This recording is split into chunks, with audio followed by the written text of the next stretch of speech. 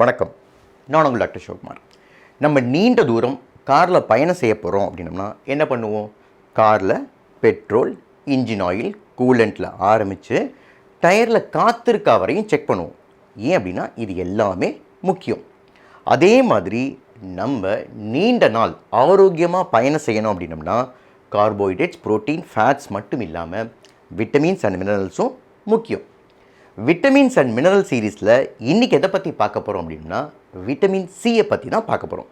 Sir, vitamin C எல்லாம் அவ்வளோ முக்கியமாக அப்படின்னீங்கன்னா விட்டமின் சி இல்லாமல் கொத்து கொத்தாக மனிதர்கள் மடிந்த காலமும் உண்டு. இரண்டாவது, விட்டமின் சியை நம்ம உடம்பால் உருவாக்கவும் முடியாது, ஸ்டோர் பண்ணவும் முடியாது. அதனால் அதை ஆல்மோஸ்ட் டெய்லி எடுத்துக்க வேண்டிய நிலை தான். இன்றைக்கி எதை பற்றி பார்க்க போகிறோம் அப்படின்னா விட்டமின் சி எதற்கு, அது நிறைந்த உணவுகள் என்னென்ன, அதை பற்றி தான் பார்க்க போகிறோம்.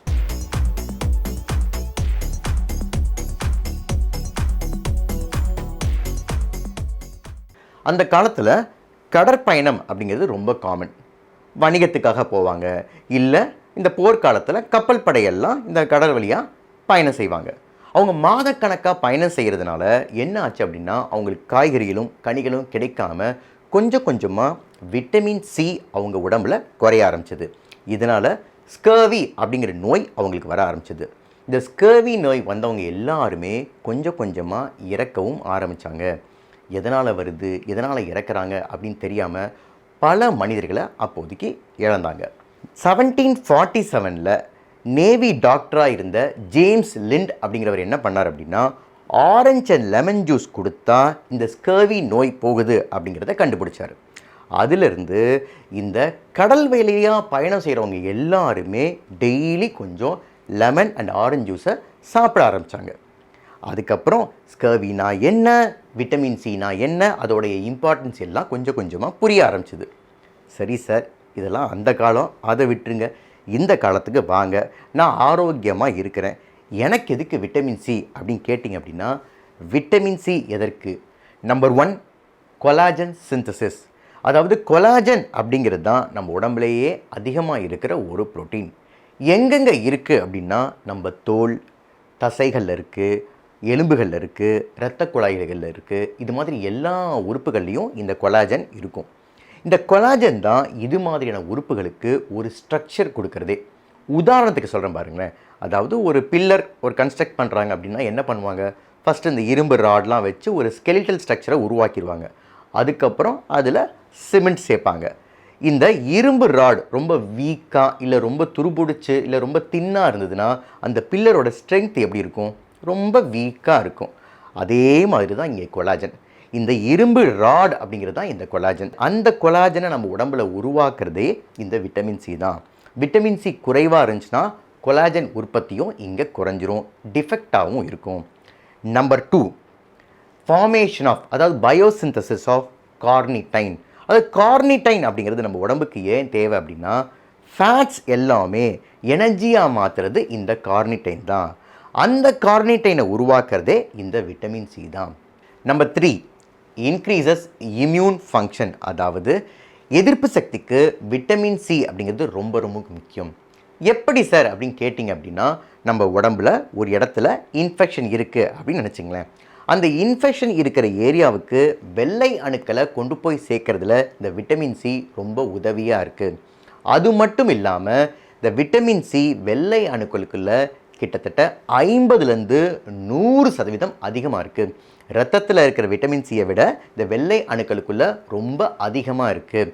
அதனால் ஒருவருக்கு விட்டமின் சி அதிகமாக இருந்தது அப்படின்னா அவருக்கு இன்ஃபெக்ஷனோ காமன் கோல்டோ அவ்வளோ சீக்கிரமாக வராது, வந்தாலும் சீக்கிரமாகவே குணமாயிடும். Number 4, formation of neurotransmitters. அதாவது நியூரோ டிரான்ஸ்மிட்டர்ஸ் அப்படிங்கிறது ஒன்றும் கிடையாதுங்க. நம்ம நரம்பு மண்டலத்தில் ஒரு நரம்புக்கும் இன்னொரு நரம்புக்கும் கம்யூனிகேஷன் எப்படி ஏற்படுது அப்படின்னா இந்த நியூரோ டிரான்ஸ்மிட்டர்ஸ் மூலமாக தான் கம்யூனிகேஷன் ஏற்படுது. சப்போஸ் நியூரோ டிரான்ஸ்மிட்டர் உருவாகலை அப்படின்னா இந்த கம்யூனிகேஷன் நடக்காது. அதனால் சில நோய்கள் வரத்துக்கு வாய்ப்புகள் இருக்குது. அதனால் விட்டமின் சி அப்படிங்கிறது இந்த நியூரோ டிரான்ஸ்மிட்டர் ஃபார்மேஷனுக்கு ரொம்ப ரொம்ப ஹெல்ப்ஃபுல்லாக இருக்குது. Number 5, regeneration of vitamin E. அது என்ன சார் ரீஜென்ரேஷன் அப்படின்னு கேட்டிங்க அப்படின்னா விட்டமின் இ அப்படிங்கிறது ஒரு ஆன்டி ஆக்சிடென்ட். அந்த ஆன்டி ஆக்சிடென்ட் ஃப்ரீ ரேடிக்கல்ஸோட போராடி அதோடைய சக்தியை இழக்கும்போது இந்த விட்டமின் சி தான் அதுக்கு மீண்டும் சக்தியை கொடுக்குது. அதுதான் regeneration of vitamin E. Number 6, absorption of non haem iron. அதாவது அசைவ உணவில் இருக்கிற அயன் எல்லாமே ஹீம் அயன் அப்படின்னு பேர். இந்த ஹீம் அயனை நம்ம உடம்பால் நல்லாவே எடுத்துக்க முடியும். ஆனால் இந்த சைவ உணவில் இருக்கிற அயன் வந்து நான் ஹீம் அயன் அப்படின்னு பேர். அந்த நான் ஹீம் அயனை நம்ம உடம்பால் அவ்வளவா எடுத்துக்க முடியாது. அதனால் அயன் டெஃபிஷியன்சி அப்படிங்கிறது இந்த வெஜிடேரியன்ஸ்க்கு ஈஸியாகவே வந்துடும்.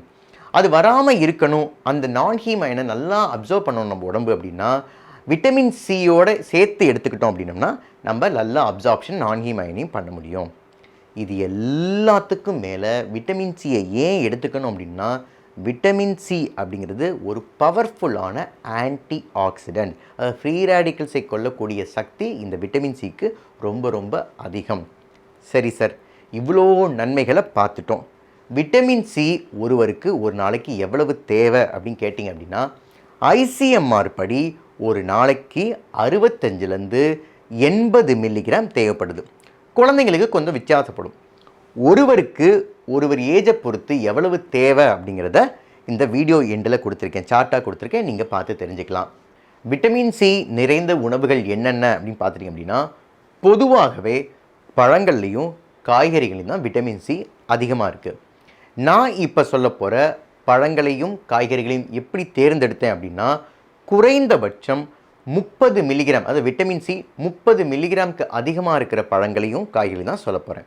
முதல்ல பழங்கள், எந்தெந்த பழங்களில் எவ்வளவு இருக்குது அப்படிங்கிறத பார்ப்போம்.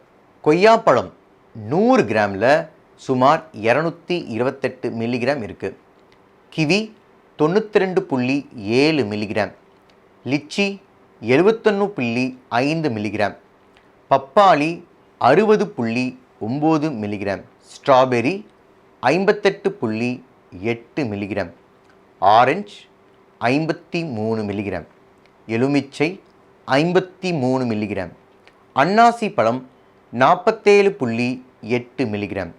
சாத்துக்குடி 30 மில்லிகிராம் இருக்குது. காக்கடு அப்படிங்கிறது ஆஸ்திரேலியன் ப்ளம்ஸ் அப்படிம்பாங்க.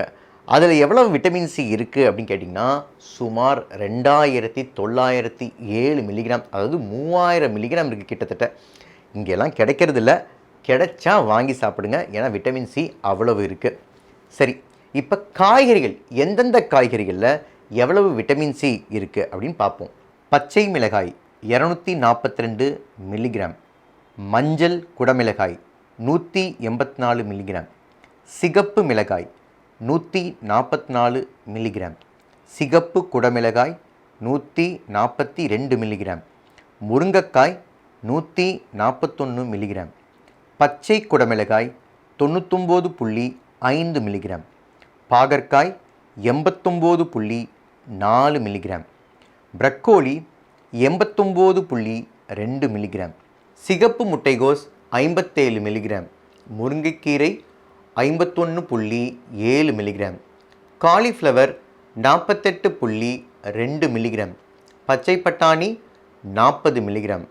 வெள்ளை முட்டைகோஸ் 36.6 மில்லிகிராம். பூண்டு 31.2 மில்லிகிராம்.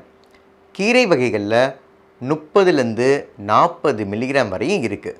எந்தெந்த பழங்களில் எந்தெந்த காய்கறிகளில் விட்டமின் சி எவ்வளவு இருக்குது அப்படிங்கிறத பார்த்தோம். விட்டமின் சி அப்படிங்கிறது ஆல்மோஸ்ட் நம்ம டெய்லி எடுத்துக்கணும். ஏன் அப்படின்னா விட்டமின் சியை நம்ம உடம்பால் ஸ்டோர் பண்ண முடியாது. அது ஒரு வாட்டர் சால்யூபிள் விட்டமின்ஸ்.